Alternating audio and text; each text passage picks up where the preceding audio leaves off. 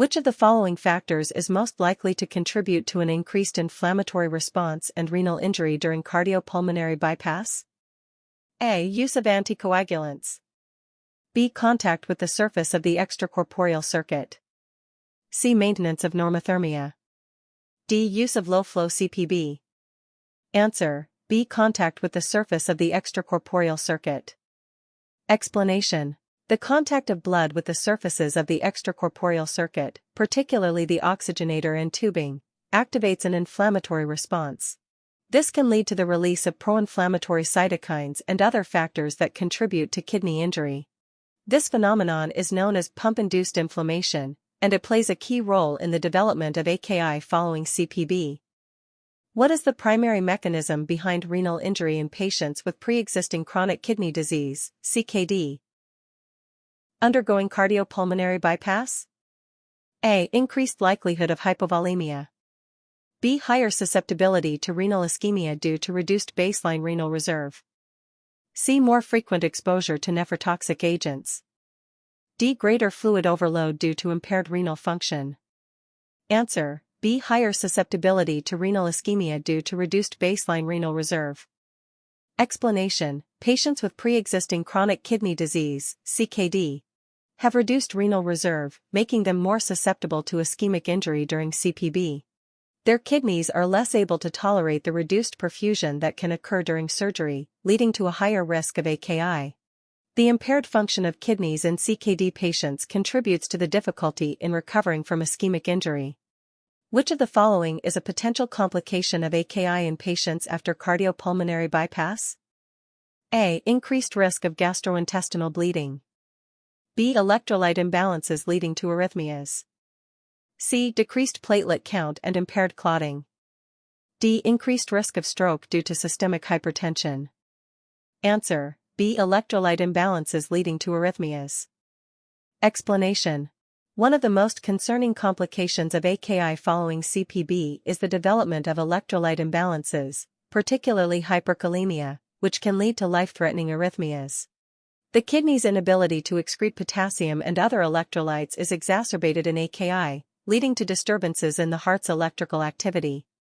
Which of the following perioperative measures has been shown to reduce the risk of AKI in patients undergoing cardiopulmonary bypass?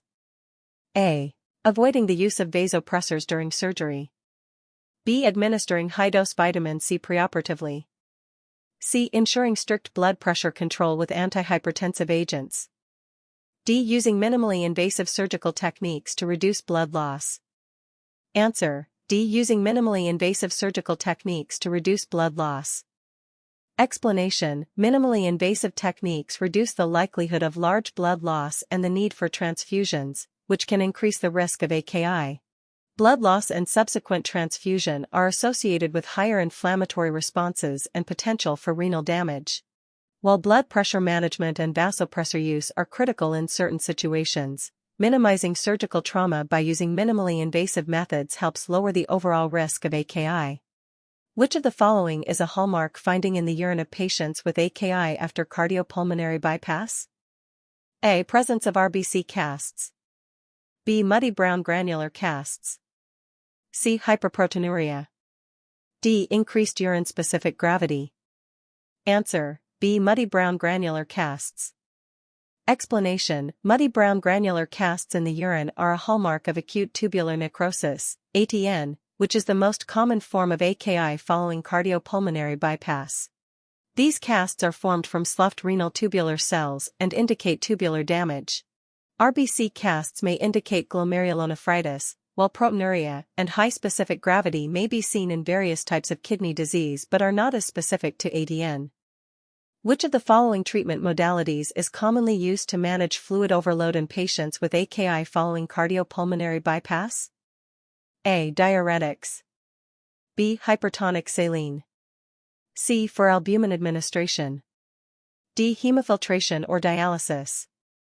Answer: D. Hemofiltration or dialysis. Explanation: hemofiltration or dialysis is often used to manage fluid overload in patients with severe AKI, particularly when diuretics are ineffective or the patient is at risk of complications such as pulmonary edema. These therapies help remove excess fluid and waste products when the kidneys are not able to do so effectively. Which of the following agents is most commonly used to reduce the inflammatory response during cardiopulmonary bypass and lower the risk of AKI? A. Angiotensin-converting enzyme inhibitors, ACE inhibitors. B. N-acetylcysteine, NAC. C. Corticosteroids. D. Statins. Answer: D. Statins. Explanation: statins are commonly used in cardiac surgery patients to reduce the inflammatory response associated with CPB. They have anti-inflammatory properties and have been shown to improve outcomes, including reducing the risk of AKI. Other agents like corticosteroids and NAC have been investigated but are not as widely used for this purpose. Which of the following findings is commonly seen in patients with AKI following cardiopulmonary bypass in the early postoperative period? A. Decreased white blood cell count. B. Elevated serum creatinine and blood urea nitrogen, BUN, levels. C. Increased urine pH. D. Decreased serum potassium levels. Answer: B. Elevated serum creatinine and blood urea nitrogen, BUN, levels. Explanation: elevated serum creatinine and blood urea nitrogen, BUN, levels are classic markers of kidney dysfunction and are typically seen in patients with AKI following cardiopulmonary bypass. These values reflect impaired glomerular filtration and the inability of the kidneys to clear waste products effectively. Which of the following is a key factor influencing the development of AKI during cardiopulmonary bypass in pediatric patients? A. Increased use of antifibrinolytics. B. Duration of CPB. C. Type of surgical procedure performed. D. Presence of pre-existing hypertension. Answer: B. Duration of CPB. Explanation: in pediatric patients, as in adults, the duration of CPB is a critical factor in the development of AKI. Longer CPB durations lead to longer periods of reduced renal perfusion, increasing the risk of renal ischemia and injury. Pediatric patients may have less renal reserve, making them more susceptible to AKI with prolonged bypass times. Which of the following is the most common presentation of AKI after cardiopulmonary bypass? A. Sudden onset of oliguria or anuria. B. Gradual development of proteinuria. C. Decrease in serum creatinine levels. D. Early onset of hypertension. Answer: A. Sudden onset of oliguria or anuria.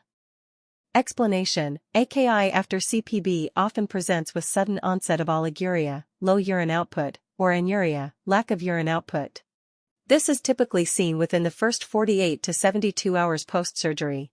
Oliguria and anuria are early clinical indicators of renal dysfunction and are closely monitored in the postoperative period.